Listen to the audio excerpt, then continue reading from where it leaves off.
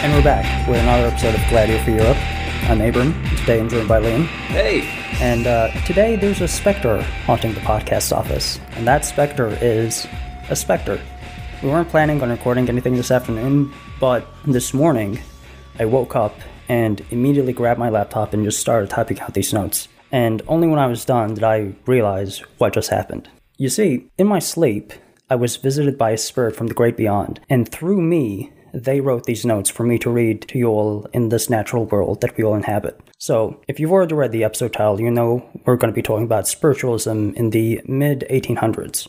Really, yeah, the spookiest time in American history. Everybody was just, all ghosts all the time. Yeah, a lot of people dying left and right, unfortunately. Yeah, which definitely is part of this. At this time, there was this idea spreading throughout the country that there was this real world, this natural world, which we all live in, and there was a spirit world where all our immortal souls would end up once we died. And that there were people called mediums who were either through training or just an innate ability they were born with, could act as intermediaries between these two worlds and relay messages back and forth. And I think we should add here that these concepts might seem very slightly vaguely Christian, but none of this is really drawn from Christianity proper. This is an independent spiritual belief that many people would ascribe to without necessarily being Christians themselves. Yeah, a lot of people who subscribed to it were, of course, Christians, because a lot of people at this time were Christians. Yeah, it's 19th century America. But there were also a lot of people who were nominally non-religious who still would buy into this. And, there's like a very good reason for this. It's just, in the middle of the 1800s, most people could barely read. They could read like some signs, maybe a few sentences, but they couldn't really read a book. And access to literature was so much lower than we can even imagine. Yeah. Of course, a lot of people weren't really religious. They would believe in a god and a soul and probably some kind of afterlife, but anything beyond that, like, things start to break down. Like, they weren't like coherently religious. Even though Christianity was all around them, a lot of people didn't really attend sermons. A lot of people couldn't read the Bible. Yeah, and I guess, of course, also floating around were just these very ancient concepts of ghosts, which, go back before recorded history. This idea, which is sort of distinct from Christianity, isn't really part of the Christian tradition, but was widely believed by medieval and early modern Christians, that when some people die, they will come back as a ghost for some reason. Yeah, and of course, in all religions, I would say, or most religions, there's this general idea that once you die, your spirit continues to live on in some capacity, and that you could pray to the spirits of, your ancestors or something. Yeah, look at like ancestor reverence in China, for instance, which continues today. In Japan. Yeah, like, you could pray to, like, your deceased grandmother, hoping for some kind of guidance, and then maybe you would see a sign that makes you think that she has contacted you. Like, stories like that have existed for, like, thousands of years all over the world. So the idea that we could speak to people in the great beyond has existed all over. The idea that they could speak back in this way, like, so clearly, not so much. Very few people have ever believed that. And most of those people turned out to be lunatics. Yeah, and I think this is what's key with spiritualism that we're talking about in this episode. Distinct from the idea, like, there's an older concept of believing in ghosts, but here in the middle 19th century, for the first time, we see these ancient beliefs being codified into something sort of resembling a coherent belief system. Yeah. Before we get into that, what spiritualism is and how it came about, let's read through some testimonials from some people who went on to the great beyond and delivered a message back. So, first one is Thomas Paine. He, of course, wrote Common Sense, The American Crisis, a very important man in the American Revolution, not a religious man like the people I was mentioning before. He was a deist. He believed in God and a human soul, but he was not a fan of Christianity and basically rejected everything about Christianity. And the classic metaphor people use for deism is that you believe in God as the clockmaker, so he puts all the pieces together, he gets the machine running, and then he steps away and is no longer active in our lives. Yeah. I remember reading in high school that Thomas Paine said something like there was only one God, which I don't know, I sort of read as like a knock against the Trinity, but I don't know. But yeah, I mean, he passed away in 1809, but in 1852, he came to a clergyman named Charles Hammond and gave his account of his existence in the afterlife, which was published in the book Light from the Spirit World, The Pilgrimage of Thomas Paine and Others to the Seventh Circle of the Spirit World. So, you know, that's a pretty profound endorsement of this entire belief system. There was a Harvard professor named Louis Agassiz who participated in like an investigation of mediumship and basically said, this is a fraud, like these people aren't actually speaking to ghosts. But a few years after he died, he made a return, and through the spiritualist Alan Putnam, was able to publish a book apologizing for calling mediumship a fraud and related experiences from the spirit world. So, well, there you have it. You don't have to believe it in this world, but you will believe it in the next. That's great. Yeah, I mean, there was like a lot of other people, like Edgar Allan Poe came back to write new poetry. Mark Twain, who like wrote about spiritualists and said this is nothing to write home about, came back and like wrote a full book. The book was called Jap Heron, and it was reviewed in the New York Times, and the critic thought it was okay, just not his best. The review says, if this is the best that Mark Twain can do from beyond the grave, then his army of admirers should hope that he will hereafter respect the boundary between living and dead. Yeah, I never read it. I think there's like a PDF around somewhere, but there's like a lot of these. Like, even Jesus came back to dictate his autobiography, but unfortunately the spirit that possessed me didn't have time to read through that one, so I don't have anything to say about that. But yeah, I mean, just like looking, I saw there's one called like the Autobiography of Jesus of Nazareth from like 1870 or something, and there's like a couple more. Apparently they didn't have like a very profound effect on theology, because these things just kind of came and went immediately. I guess what's more interesting here is the impact that theology has on spiritualism. Yeah, in the 1700s, there was a man named Emanuel Swedenborg, who was a Christian theologian, philosopher, and he wrote this book called Heaven and Hell. Yeah, he claimed it was divinely inspired, that, you know, it came to him in a dream, just like this podcast we're recording today. And, yeah, according to him, God is love itself and intends everyone to go to heaven. God's never angry. He does not cast anyone to hell. You know, he claims to have seen heaven, and he saw Jews, Muslims, and pagan people from, like, pre-Christian times. He saw angels from, like, the Golden Age who were still, like, happily married thousands of years later. He, like, wrote a detailed account of what life, like, was in heaven, basically. You know, it says, like, just of real experiences in a world that, in many basic ways, is quite similar to our natural world. You know, people go to sleep, they wake up, they love, they breathe, they eat, they talk, they read, they work, they play, they worship. You know, they live a genuine life in a real spiritual body and world.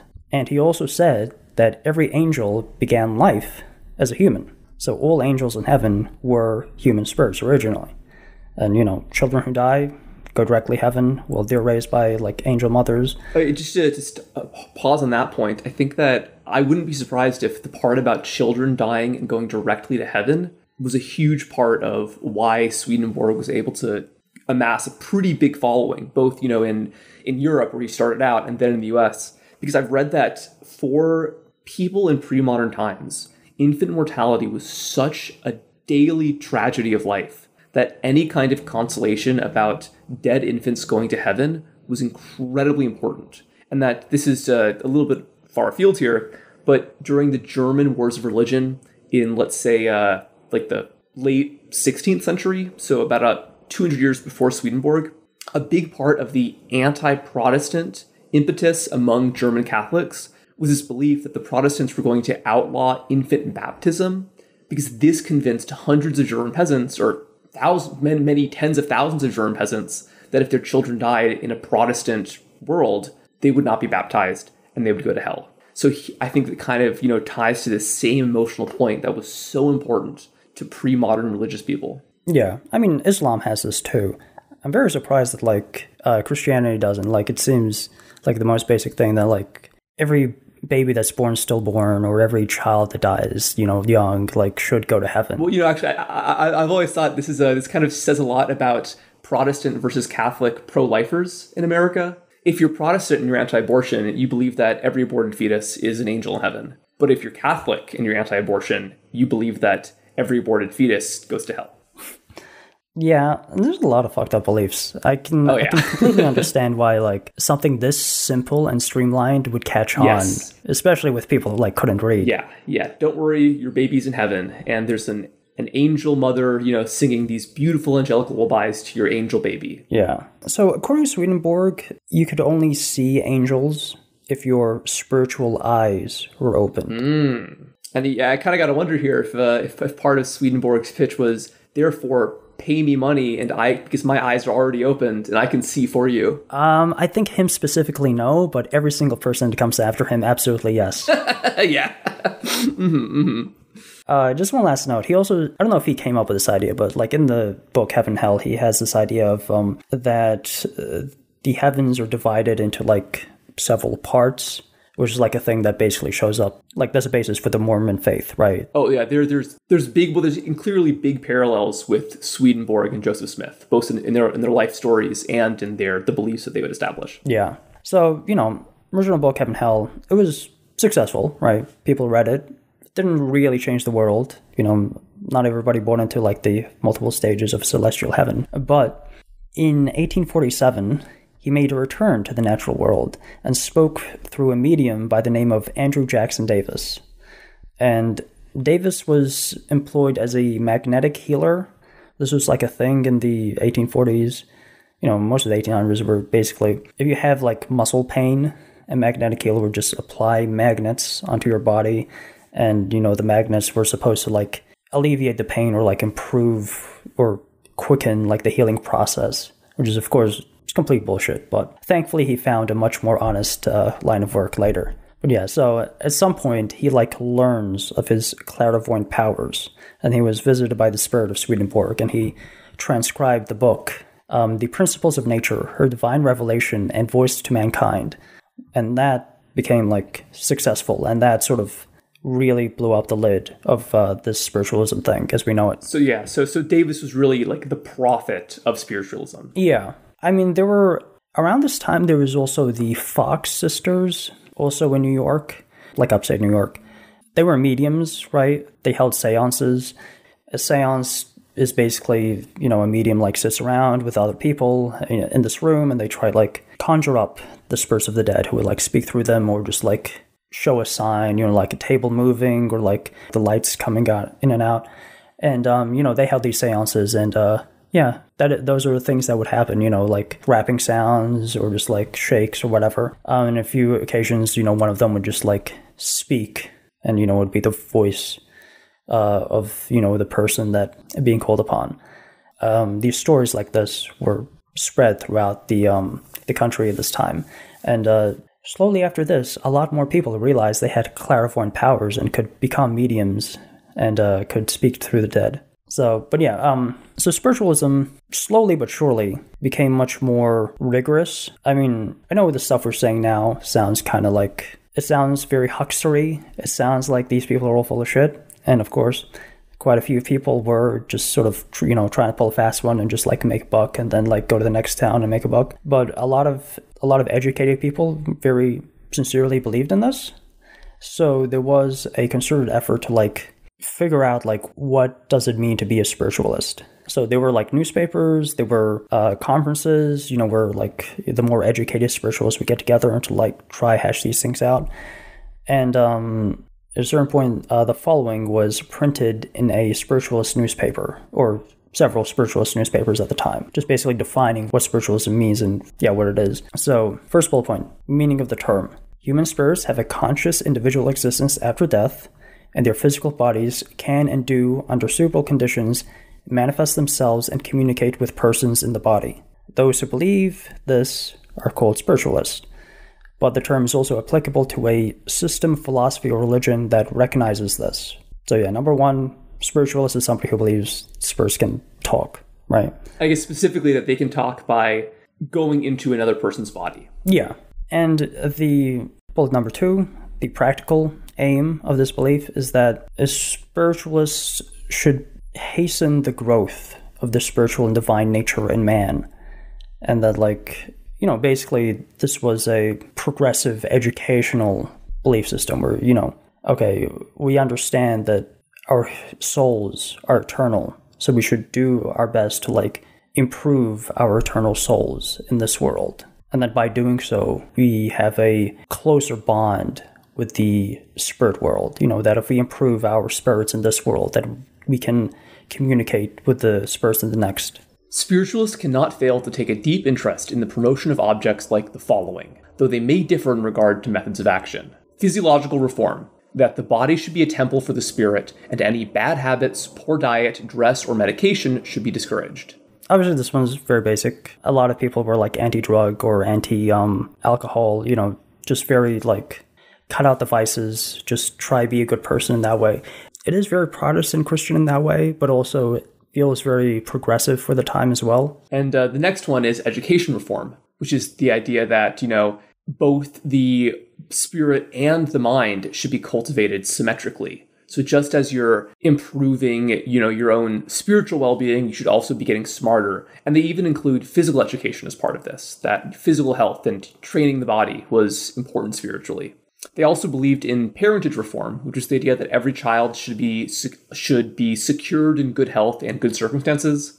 I think this part is really about having better resources as a child, you know, to have kind of promoting some kind of equality of opportunity. Yeah, basically make a more egalitarian society where like children aren't doomed to like a miserable life just by being born to like poor parents, you know. We'll get into that later, but some people believe that we should eliminate poverty. Other people believe that we should eliminate poor parents, which is unfortunate. And the next part is very important, which is that spiritualists also usually advocated for the emancipation of women from all social oppressions. The idea that women should be able to choose an occupation if they wanted to, and they should be allowed to be mothers if they wanted to, but that these roles should not be forced upon them. Yeah, and of course, be allowed to vote, you know, be allowed to like decide who they marry. Yeah, there's a lot of cross-pollination between spiritualism and a lot of progressive social movements, especially suffragism. And this kind of continues. Yeah, they also wanted what they called the equal enlightenment and the liberty of all human beings, which they also continue to describes it as the abrogation of all oppression, civil inequality, domestic tyranny, and spiritual despotism. Yeah. I mean, a lot of people were abolitionists. It's not actually written explicitly in this that, like, we should support the abolition of slavery, but basically everybody read that bullet point to mean that. Right, and this was in the 1850s in New York, which was a place and a time where abolitionism was incredibly widespread. So it makes sense that if you were a spiritualist, you'd also be an abolitionist. Yeah, and if I'm just to speculate a little, I think the reason that it isn't written that explicitly is just because, you know, there were spiritualists in the South, and you wanted this movement to spread where saying that explicitly wasn't welcome just yet. Let's just soften the blow a little bit for, like, political reasons. Speaking of politics, they also had some kind of big ambitions to change American religion because they believed in theological and ecclesiastical reform. So many spiritualists were, like, radical individualists. You know, in the ways, like you could see before, it makes sense why you would be a radical individualist if you're, like, a woman in America, right? Because, you know, you want to be like emancipated from these kind of social obligations that you are put upon. Like, you have to be a mother, you can't get a job, you can't like decide who to marry. So you want to say, no, I am an individual, I should be able to like choose my own life. And while there were a lot of religious people involved in spiritualism, a lot of them believed in like personal faith, that, you know, you shouldn't be tied to the religion, you should be tied to the faith. It's this weird thing where like you want to be emancipated from like the church, but still you are allowed to like believe in God and Jesus and, you know, all these things. And I think that kind of points to a broader trend of spiritualism. It's the idea that it's the belief in something that is in many ways quite religious. You know, like it's drawn from Swedenborg's ideas about souls and the afterlife, except now you're able to remove it from all the baggage of Christianity. So you can believe in ghosts, you can believe in spirits without also having to, you know, believe everything else that being a Christian requires. Yeah, I do wonder if maybe this has something to do with like just the hypocrisy around this time. You know, like there were a lot of Christians who owned slaves, there were a lot of Christian preachers who like forgave slavery, that sort of thing. So maybe there was just like a cynicism about like this whole thing that people wanted to be free from. And the last point that all the spiritualists believed was, it's kind of repeating what they said earlier, but this general belief in social reform and ultimately reorganization. The idea that the current world is so antagonistic and harmful that the very foundations of society ought to be changed, not only to promote better lives for people right now, but also to support a better spiritual well-being. And although they don't say this explicitly, at least for a lot of spiritualists, this kind of social reform and social reorganization meant some form of socialism. Yeah, I mean, if not like explicit socialism, like definitely progressivism. All this to say, like, you can already tell right now that this was a very northern phenomenon. Like, it sort of grew out of New York, so it was sort of limited geographically in a way, but also... And New York was always the kind of spiritual center of the U.S., even going back before the Revolution. Yeah. But, you know, also, like, just the things we say, they did not fly well in the South at this time for several reasons. But, you know, we mentioned socialists. Let's talk about some socialists. Sure. So I think the most important person here, who's a really good encapsulation of the whole spiritualist movement, is Victoria Woodhull, this American socialist and suffragette and spiritualist who was born in, I want to say, like 1830-something in rural Ohio. One quick fact about her right now is that she became, after she rose to prominence, she started a newspaper called Woodhull's and Claflin's Weekly, which was actually the first publisher of the Communist Manifesto in the United States. She would publish it about 25 years after it was published in Germany, but it's still this interesting link. And she would actually have later connections to Karl Marx that we'll talk about in a second. But the reason Victoria Woodhull came to prominence was more so than her left-wing political ambitions, her belief in the supernatural. Like we said, she was born in Ohio. Her dad was a small-time con artist, while her mother was obsessed with Franz Mesmer. Do you know that name, Abram? It rings a bell, but I can't pin it right now. He was this kind of Austrian proto-spiritualist who is most famous for developing mesmerism. You know, this kind of old-fashioned type of hypnotism, which was very widely believed at this time. When Victoria Woodhull was just 15, she ran off with the family doctor, who was this 20-something charlatan who didn't actually have a medical license, and he lied to her and said that he was the nephew of the mayor of New York City. Turns out he was just some, you know, sleazy asshole, and as soon as they got married, she discovered that he was an alcoholic and terribly unfaithful. And so pretty quickly, you know, she was only a teenager still, she had a couple small kids, she wanted out. So she sought a divorce, but found out that it was incredibly hard for a woman to get divorced in the 1860s, which led to this lifelong distrust of marriage, and especially the kinds of restrictions placed relating to marriage. And to go deeper than that, the many ways that women were oppressed and constrained by traditional gender and sexual roles. And it turns out she was also a magnetic healer, just like Davis, the founder of modern spiritualism. Yeah. I think and I kind of wonder, so she starts coming to prominence now, traveling the country with, you know, as a single mother with two small kids, as a magnetic healer. I kind of wonder if she's, you know, taking a page out of her dad and her ex-husband's book here. And during this process, as she goes from town to town, healing people by placing magnets on them, she also became active in the spiritualist movement. She claimed that she was in contact with ghosts, but particularly with the ghosts of ancient Greek philosophers, which is kind of funny. And so she would incorporate spiritualism into her magnetic healing and say that, oh, actually, this technique was taught to me by Aristotle or someone like that. Yeah, I've heard things like that a lot. There's this idea floating around that because spirits can implant ideas into people's heads, that the spark of inspiration was a spirit looking out like an idea into your head.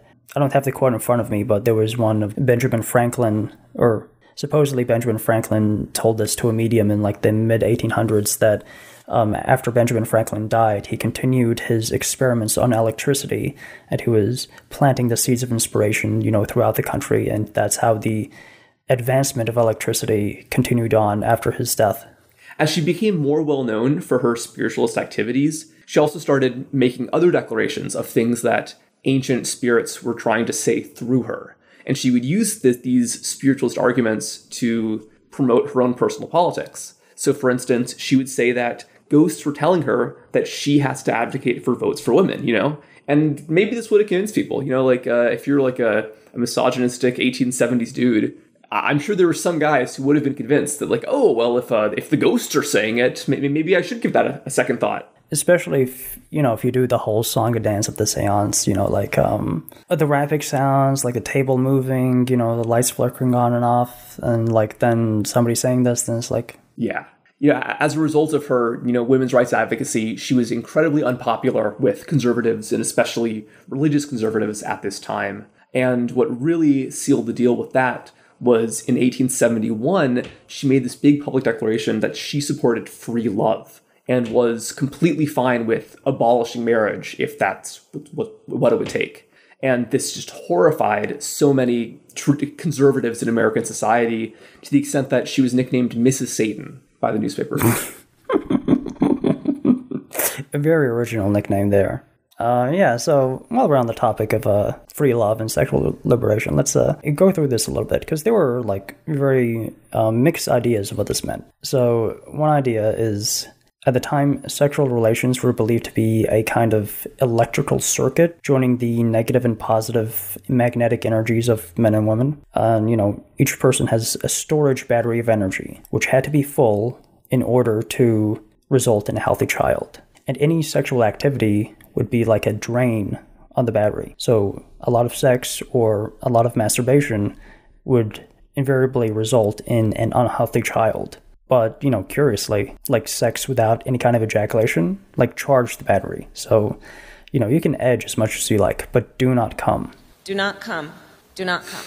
I think there's a little bit of a Taoism in that, I believe. I don't know, maybe it's just a coincidence, but I'm curious if, you start having a lot of Asian religious texts being translated in the late 18th, early 19th century. I kind of wonder if there's a link there. Yeah, I'm not going to read it, but there's this long article in the Radical Spiritualist called Voice to Young Men, which goes into the dangers of masturbation, and then just reads like a post on the semen retention subreddit.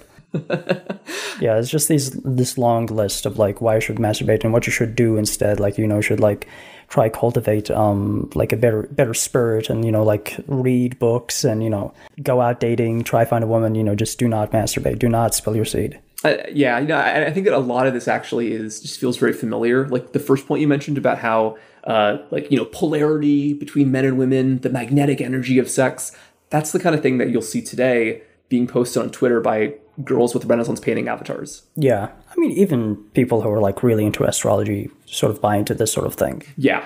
And I think there is a connection here. I don't know if you mentioned astrology yet, but it seems like a similar phenomenon to spiritualism. I think there's a direct link both in the fact that spiritualism contributed to modern astrology, but also the fact that it sort of seems like the kinds of people who are really into astrology today probably would have been really into spiritualism had they been born in the 1840s. Yeah, I feel like these are the sort of things that have been talked about like throughout all time, but just for whatever reason, they never made it into like religious canon, right? Like any kind of devout religion would probably tell you like you should masturbate, but it's not in the religious canon. So it's like this thing that's constantly around that, finds root in all these kind of like new religions or new like folk beliefs.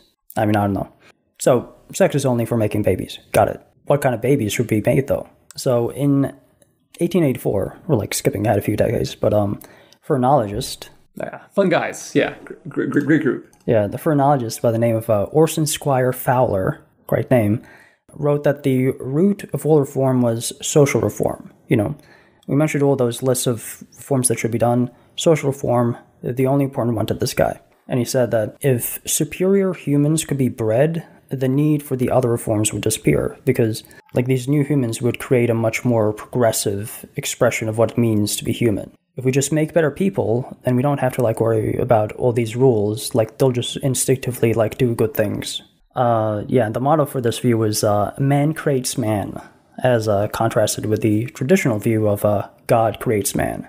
But yeah, I mean, like a lot of different people had ideas like this, and they kind of resulted in different conclusions.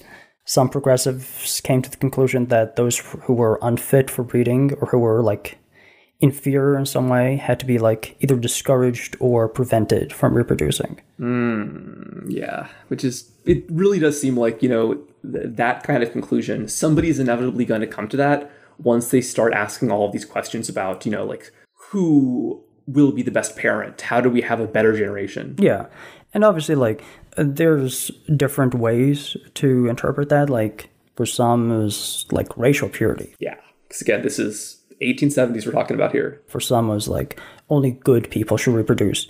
For some, it's like disabled people shouldn't reproduce, or like... Right. Well, then this is why it's a very dangerous road to go down. Not all, but like a good chunk of spiritualists believed in reincarnation. And of those that did, they believed that the noblest spirits inhabit the noblest child, right? Like the purest newborn is going to be like the body of which the greatest spirits will inhabit. And I kind of wonder if that's also a Buddhist or at least Asian kind of borrowing. I do wonder where some of this came from. I think it's like a natural, like a parallel evolution sort of thing where, if you believe in the immortal soul, you might believe that like eventually souls would choose to come back, right? And I definitely think it's no coincidence that this was all taking place in the middle of the 19th century, which is a time when religious belief among the upper classes, the educated classes, seemed to be waning, while at the same time there was so much more awareness of non-European belief systems. If you were born in the 17th century, you couldn't just get a book about Hinduism. If you were born in the 19th century, you could. We should mention that, like we said, some of these spiritualists were pretty nasty, racial eugenicists. What's kind of strange, though, is that some of them actually were abolitionists at the same time, which is weird. One seemingly contradictory case was Warren Chase, a spiritualist who came to prominence during the Civil War. And he was an abolitionist, but part of why he believed in the abolition of slavery was because he was horrified at the potential for miscegenation that would happen during slavery. As I'm sure everybody listening to this podcast knows, sexual contact, which almost always is definitionally sexual abuse of enslaved people, was very common under slavery. This guy didn't care about the moral implications of that. He cared about the racial implications. He didn't want black people and white people having children, and he believed if slavery ended, that practice would end. He also believed that if slavery was abolished, eventually all people of African descent would naturally migrate back to Africa. Yeah, and he connected this with this kind of spiritual belief about, the equilibrium of the races, and that African people were from the tropics, the tropical zone, whereas Europeans were from the temperate zone, which I think is kind of funny. So, he's saying how black people who aren't native to America, they have to go back to Africa, but because of the climate, Europeans who also aren't native to America, they get to stay. Yeah, I'm not actually sure he was specifically talking about, going back to Africa. I think it was more that Africans will migrate south and then whites will migrate north.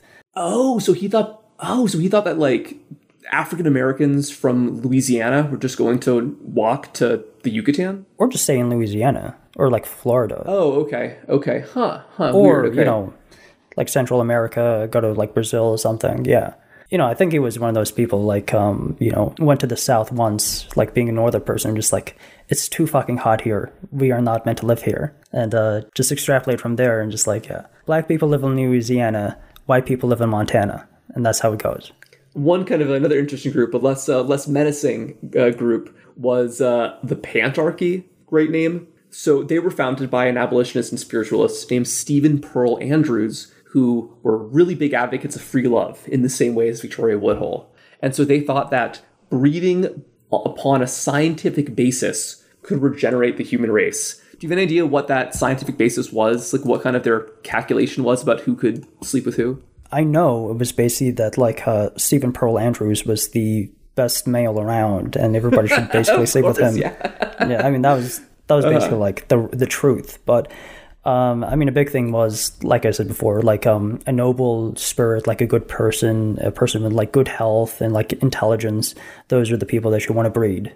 That's great. From Joseph Smith to Stephen Pearl Andrews to David Koresh, time and again. And I know that also he was inspired by, you mentioned earlier, John Humphrey Nose, who formed the Oneida community. I feel like you always learn about that in 10th grade history. that there were all these planned communities in the early 19th century that didn't take off. They all failed, but they had a strange lasting influence that was embodied through Stephen Andrews and the Pantarchy. Yeah, I think an interesting thing about these is that they were free love communities, but they were also like very pro-eugenics communities. So, which sounds really weird, right? Doesn't that, you think that like, yeah, like they were polyamorous. Like you would have sex with whoever you wanted. You didn't have to like marry. But you couldn't have children. Yeah, but very specifically, only certain couples should have children. And that kind of makes you think about that earlier point you mentioned about how they believed that sex was fine as long as he didn't, steal the deal. Yeah.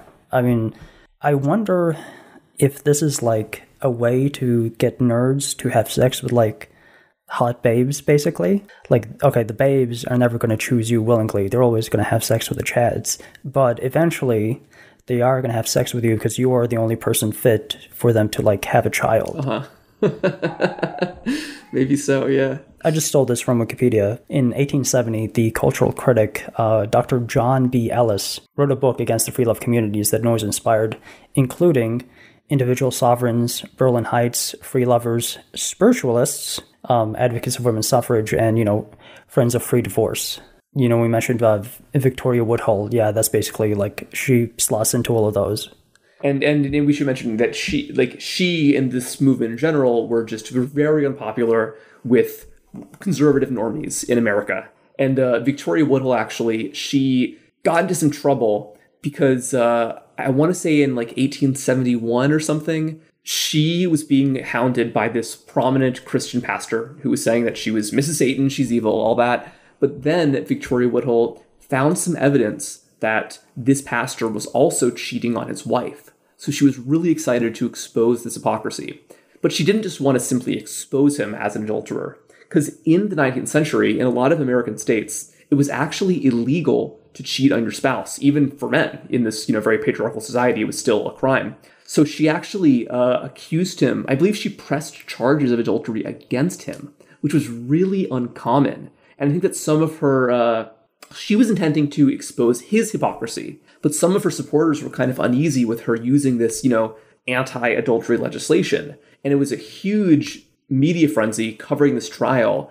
And even though it seems like he probably was guilty of adultery, the court was unwilling to convict, and it ended with a hung trial. But then in a following civil suit, Victoria Woodhull and her followers were just wrecked financially and in their reputation. And what you start seeing after this is that a lot of people formerly associated with Victoria Woodhull, whether as feminists, as spiritualists, or even as socialists, are now wanting to distance themselves from this basically disgraced public figure. Yeah, it's very unfortunate when it's like the moral of the story is like keep your mouth shut about people's infidelity and hypocrisy. Yeah. I think this is a case where you are not able to tear down the master's house with the master's tools. Yeah. Well, speaking of tools, we should mention that she was part of the International Working Man's Association, which I don't think you mentioned in this episode yet, but it was the first socialist international. We talked earlier in the episode with Brendan about the second and third internationals. This is the original, international socialist group of which Karl Marx was on the central committee. And Karl Marx, as it turns out, was not a big fan of Victoria Woodhull. He would condemn her as a free lover, a banker's woman, and a general humbug. And then would explain that she was a bourgeois spiritist and therefore had no business being in a socialist organization, regardless of her professed politics. So he would actually expel her from the group. I want to hear Karl Marx say spiritist in his German accent. Yeah, that spiritist. So let's rewind a little bit. We said this started out in the middle of the 1800s, and now we've skipped to the 1870s. Let's go back to the Civil War. So, as the Civil War approaches, many spiritualists saw what they believed was like an assembling of the ranks and spirits to bring about the end of slavery and establish a new society. It's very fortunate for them because, the end of slavery and establishment of a new society is like one of the main bullet points in like what spiritualism is and should be. So obviously most spiritualists, having been in the North, were supporters of abolition and the war. And there were spiritualists in the South, but a lot of them had Confederate politics. So, during the lead up and during the war, a lot of Southern spiritualists tended to quiet down about their association, just because like it became very unpopular in the South to be a spiritualist. But they kept doing their thing. They kept holding seances and like doing what they needed to like get by and make money. But they weren't having sermons and like exalting the greatness of being a spiritualist. And I don't think they really ever did. Because obviously like the war would happen, it would end, and spiritualism would still be fairly unpopular in the South for like several decades more. Yeah, and we talked about in the KKK episode how the Southerners this time had their own weird set of magical beliefs and all that. So do you know who Julia Ward Ho is? No, I don't. Okay, so this is going to be a long story, but it has an interesting ending. So around this time, there was a woman named Julia Ward Ho. She was born in New York City, 1890. She was not a spiritualist. She was like raised Episcopalian and converted to a Unitarian in her 20s. And she was married to a man named Samuel Gridley Ho. He's a more well-known figure, so our listeners might know who that is if they've studied the Civil War. I feel like a Gridley Ho sounds like a great insult. Yeah, but for those who don't, let me just explain. So he fought in the Greek War of Independence, and he wrote a lot about his time there. And he was the director for the Perkins Institute for the Blind in Boston. Their most famous student was Helen Keller, who we all know and love. And many of his associates were radical abolitionists who were involved in John Brown's raid. So there's evidence that Theodore Parker, who was the minister at the Ho's church, and Thomas Wentworth Higginson, who was like another close friend of Samuel Ho, were part of the Secret Six, the 6 men who were convinced by John Brown to bankroll his efforts that ended at Harper's Ferry. And another one of the Secret Six, supposedly, is Samuel Gridley Ho. And a lot of this is speculation, because the Secret Six managed to cover the tracks really well, so we still don't exactly know who they were. But we'll just assume that if he wasn't one of them, he was close associates with one of them. Samuel Gridley and Julia became involved in the U.S. Sanitary Commission, because at the time, most men died from disease, like in the camps, rather than like on the battlefield, just because there was like a lot of disease and very poor like sanitary conditions in the infirmaries in the camps. So a lot of people just like got stitched up and the stitches became infected, and that's what would kill them rather than like getting shot. And because of their work with the Sanitary Commission, Samuel and Julia were invited to meet with President Lincoln in D.C. And while there, they visited a army camp in Virginia, and they heard men singing the marching song, John Brown's Body. Of course, yeah. That's anyone who's heard Solidarity Forever, it's the same melody. Basically, every marching song kind of had that melody. Dun, dun, dun, dun, dun, dun, dun. Yeah, it was a simple melody that everybody knew, so you could just like write lyrics to sing on that melody. Yeah. So it was a popular marching song about the abolitionist John Brown, and also like a joke about the sergeant of the battalion who was also named John Brown. Silly double meaning. But it was also like mockingly sang by Southern soldiers. So, a lot of people in the North were very unhappy about that. So because of that, because Julia was like a published poet at the time, a clergyman approached her at this meeting in Virginia and just asked her to like write a new set of lyrics for this tune for the soldiers to sing on their marches. So yeah, she accepted the request, and this is her account of how she came up with the song, The Battle Hymn for the Republic. In spite of the excitement of the day, I went to bed and slept as usual, but awoke the next morning in the gray of the early dawn, and to my astonishment found that the wished-for lines were arranging themselves in my brain. I lay quite still until the last verse had completed itself in my thoughts, then hastily arose, saying to myself, I shall lose this if I don't write her down immediately. I searched for an old sheet of paper and an old stub of pen, and began to scrawl the lines almost without looking. Having completed this, I lay down again and fell asleep, but not before feeling that something of importance had happened to me. Yeah, so that poem was published in the Atlantic Monthly in 1862, and was sung, same tune as John Brown's Body. And in response to the publication of this poem and her account of how it came to her, John Bundy, editor of the Religio-Philosophical Journal, wrote, In such hours, the windows of heaven are open and the blessed immortals help and inspire us. We are spirits clad in earthly bodies. They are kindred spirits clad in celestial bodies. In our highest moods, they are nearest to us, and sometimes possess our whole being, and light our souls and touch our lips with fire from heavenly altars. So, while she was not a spiritualist herself, the fact that, she was involved in these very high-profile Jungian things, and that she wrote this account of how this poem came to her in a dream, and she just, wrote it down immediately, was something that was talked about amongst spiritualists for, decades to come. And I have to wonder if the fact that she was not personally a spiritualist, that probably gave more credence among spiritualists to her experience. They can say, look, she's not even part of us, and she's believing what we believe. Yeah, and the story is a good example of how spiritualism can tie into existing Christian beliefs. A Christian might read the story and think it was a divine gift, right? Or a gift from an angel. And a spiritualist would then point to Swedenborg and say, well, all angels started out as humans. An angel is just a human soul, a human spirit. And a spirit that has made the transition to the next world, the spirit world. And, we here in the human world can make contact with the spirit world, but that can only happen if you're a good person with a healthy mind and a healthy body and a kind soul. So, if you want to one day be visited by a spirit who can maybe guide you in this life, then you should become a spiritualist.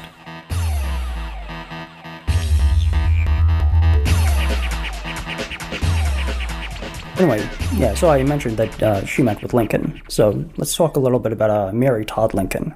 So the Lincolns had 4 sons, Robert, Eddie, Willie, and Tad. 3 of them died young, very unfortunate. Eddie died at 4 from tuberculosis in 1850, and Willie died at age 12 from typhoid fever while Lincoln was president in 1861. So because of this, Mary Todd Lincoln had turned to spiritualists as a way to hopefully contact her dead sons and just get some closure. So she invited mediums to the White House to hold seances in hopes of contacting the recently dead Willie. And while there, one medium by the name of Nettie Colburn was introduced to the president. And almost immediately, she fell into a trance, and the spirits took over her body and began to speak to Lincoln about his duty to emancipate the slaves.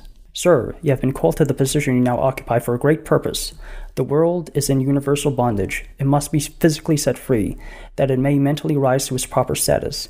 There was a spiritual Congress supervising the affairs of this nation as well as a Congress at Washington. This republic is leading the van of republics throughout the world. And yeah, during another visit to the White House, she recalls waking up from a trance and finding herself standing next to a table with Lincoln and 2 Union soldiers. And she says the officers were pointing at a map, and Lincoln was telling the officers that she could pinpoint out of thin air the disposition of military forces on the ground. She's an empath. It's funny. And Lincoln recognized her abilities and, invited her to high-profile meetings with the generals. That's wild. I know that famously Nixon had an astrologist. So it sounds like, again, it's kind of funny little through line here. Yeah. I should say this is her personal account, so it is very possible that she was never actually invited to these meetings. But let's just assume that she's telling the truth for humor's sake. That wasn't Lincoln's only run-in with spiritualists. Lincoln and his wife, Mary, went to at least one seance in Georgetown at the home of a man named Cranston Lorry. And Lorry's daughter was a medium who had the ability to levitate a piano parlor, which she did when the Lincolns visited. Lincoln got to see someone just lifting a piano up into midair. Wow, that's wild. How do you know how we know that? Who's the source on that? That was in a spiritualist newspaper, which I believe is an account from Cranston Lorry. So I'm curious, so that makes me think they probably just made it up. But you have to wonder, was there some house in 19th century DC that had some elaborate pulley system that could raise the piano on wires whenever anyone famous came in? Yeah, it is very possible. I'm inclined to believe that Lincoln did visit and did witness this, but, that it wasn't actually a supernatural phenomenon occurring. Yeah. So let's talk about mediums on the battlefield, because, they weren't just, hounding Lincoln. They were hounding basically everybody. Sure, yeah. So, we talked about how that lady Nettie was involved in, she supposedly could say how troops were feeling that day before a battle. There were other mediums who were involved in the Civil War. So apparently, some of them claimed they had the ability of clairvoyant travel, which means they could astrally project themselves to the South, to see either what Jefferson Davis was thinking or what was happening, in another battle.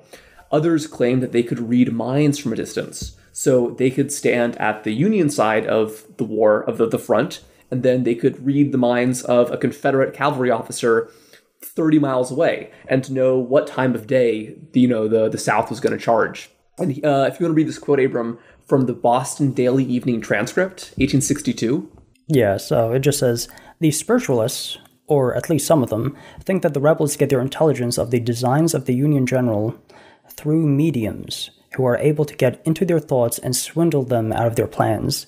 The only resource of our military leaders on this theory is to not think at all. Don't think, just charge into battle. That's great. And I guess this is probably the earliest time that, psychic warfare was being described. The kind of stuff that you're hearing about now with Havana syndrome. I've already mentioned a lot of these sources are from, spiritualist newspapers, but, this one is from, a legit newspaper. Well, speaking of the spiritualist newspapers, just like how they were previously speculating about Julia Ward Howe, if she was a spiritualist or not, this was also a time when a lot of public figures would be described are they a spiritualist? Blah, blah, who, various politicians and generals. It kind of reminds me of how, there's so much speculation about celebrities' lives today. In 1863, the spiritualist newspapers were arguing back and forth about whether or not Ulysses S. Grant and George McClellan were secret spiritualists. Yeah, I mean, they also argue about that about Lincoln, of course. Lincoln made much more sense because spiritualists were actually coming to his house and he was supposedly visiting them. But General McClellan, that one's a little more dubious. I'm not sure what sources they were employing other than just a general belief. Because, there were spiritualists on the battlefield, like we said, so maybe some of them managed to get to McClellan closely, but we don't know. We do know is that at least one of them did manage to get to Ulysses S. Grant closely. Yeah, because it turns out that Grant's wife, Julia Grant, was a really hardcore spiritualist herself. And she wasn't just, following the spiritualist newspapers and all that. She claimed to be a medium with her own clairvoyant powers. Spiritualists were really excited that supposedly she would visit the camps and that they believed that she was going, just like that woman Nettie, to lend her spiritual services to the war effort. And I think her memoirs sort of corroborate this. They never say that she used her powers to fight the war, the way that some mediums did.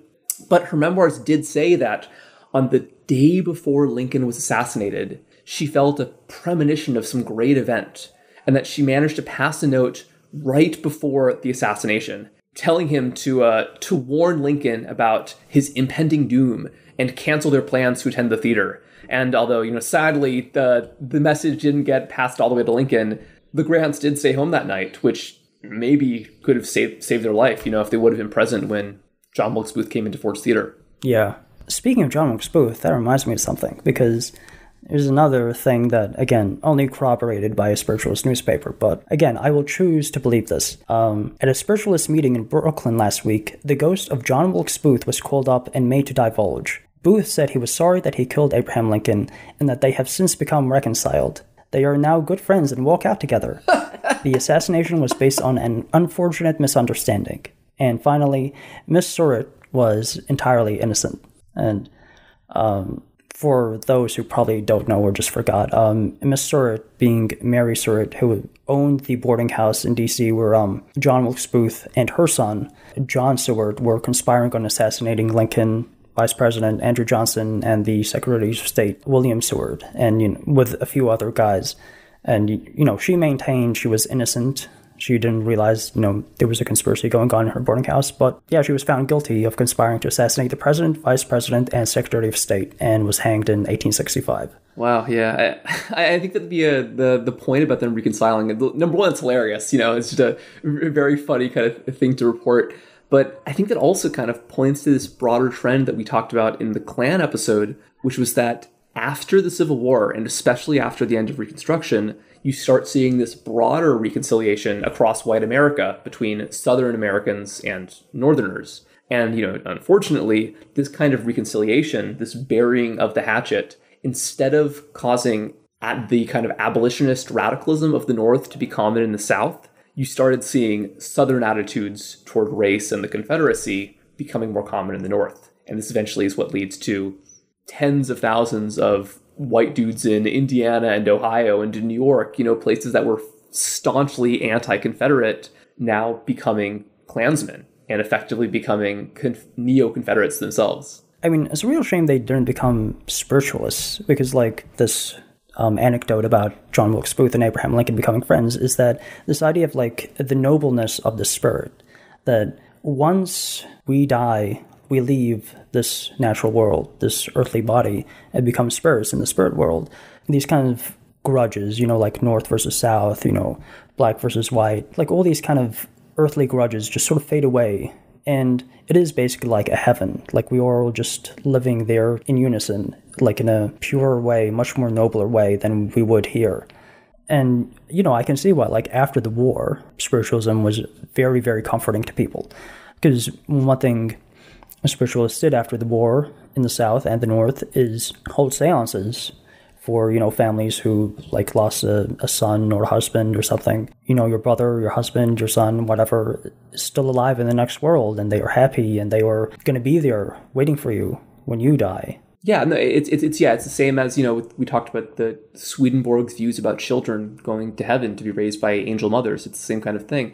And I think that this kind of comfort aspect is probably one of the biggest aspects of all spiritualism, both the kind of earlier ancient medieval beliefs in ghosts and the modern movement, that even if somebody has gone from your life, they haven't truly vanished. And that you can take some comfort in knowing that even if you can't necessarily communicate with them directly, they are still there somehow with you, and that you can maybe feel their presence.